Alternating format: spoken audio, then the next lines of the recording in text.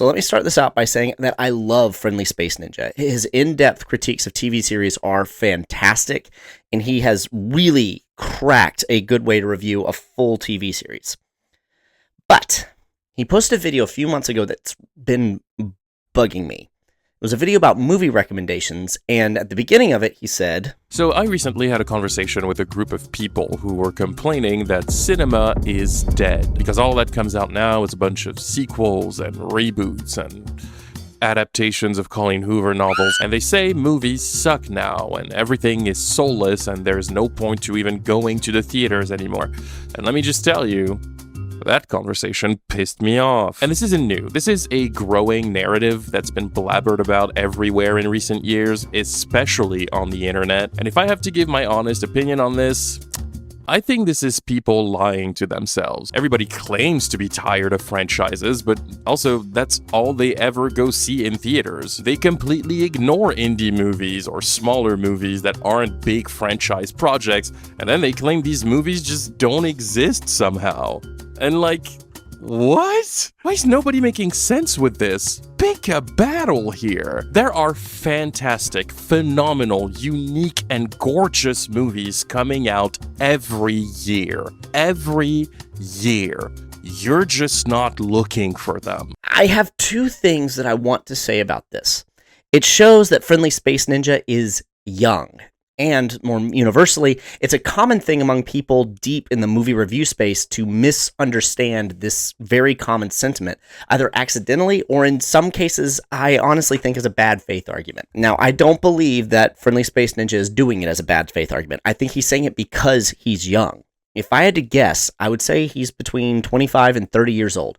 The current year is 2026, which would, if I'm right, put him at 4 years old when the new millennium started at the most. It's possible that he was born in 2001. So for those of you in that age category, I need to tell you, as a 37-year-old, what we mean when we say there are no good movies anymore. Yes, there are good movies that are still made. You're just not looking for them. But we didn't used to have to look for them.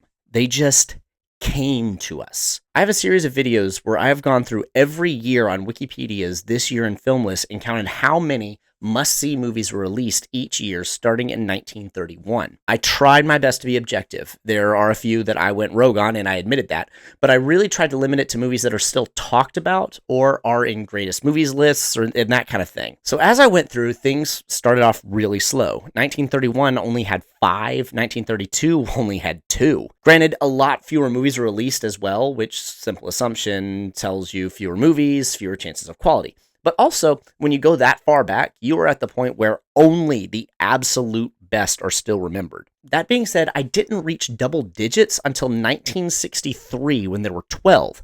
But were they? I don't remember. That was 2.5 years ago when I made that video. But then, in 1965, we dropped down to 4. But then came 1978. 1978 had 10 must-see movies, and there were no single-digit years again until 2006. 1984 was the first year to break 20, and from that year on, the count didn't go below 15, which comes out to a little more than one must-see movie a month until 2002, and even 2002 still had 11. 1993 had 31 must-see movies. That is a new must-see movie released every 12 days.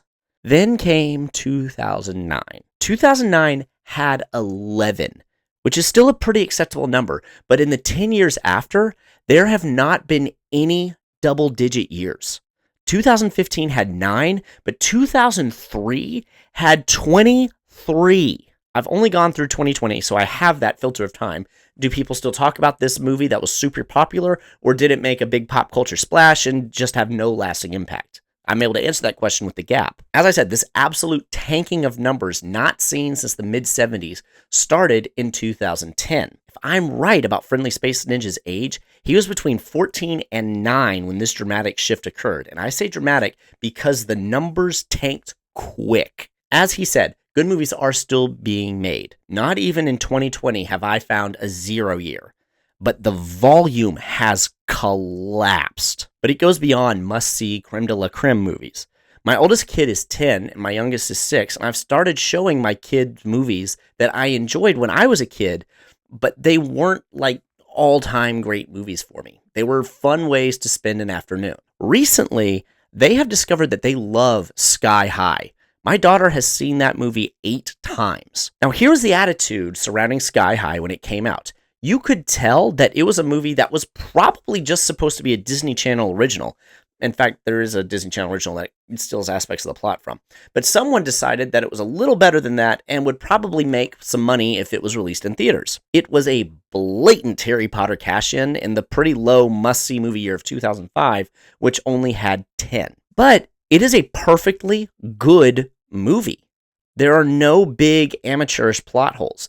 All of the actors give good performances. The writers actually let the serious moments sit. All of the characters pass the no-label test, and the sets and the costuming are bright, colorful, and fun, and the cinematography does a really good job of mimicking the old 60s Batman and other older superhero movies like original Superman and Wonder Woman. More importantly, though, you care. You get attached to the characters. You want the good guys to win. You enjoy seeing them interact. You feel a happy catharsis at the end, and it is a perfectly good movie. In 2005, Sky High was a mediocre movie that you didn't mind going to see at $7 a ticket. It was at the baseline of what we found acceptable for a movie in theaters in 2005. If Sky High, as is, was released now, it would be considered one of the better kids' movies to come out in the last 5 years. It is not a masterpiece, but it's better than anything Illumination has ever made. So, to all the 20-somethings that don't understand why us old fogies say there are no good movies anymore, we are grading on the curve that we grew up with. You have no idea how good it used to be, and that honestly makes me sad for you. You didn't have to search for good movies back then.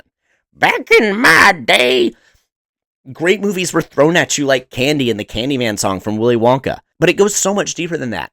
2006 only had 9 must-see movies by my count. I had my first girlfriend that summer, and there was only one weekend that there was nothing we thought was worth spending $20 to see in the theater. My wife and I have not been to a movie for a date in 6 years. Because there are almost never movies we want to see bad enough to get a babysitter. The younger movie tours don't realize how bad it is because they don't know, they didn't experience how good it used to be. You've only known this desert where you have to search for the oases, not knowing that we used to live by a river. You'll see me next time if you subscribe. Bye.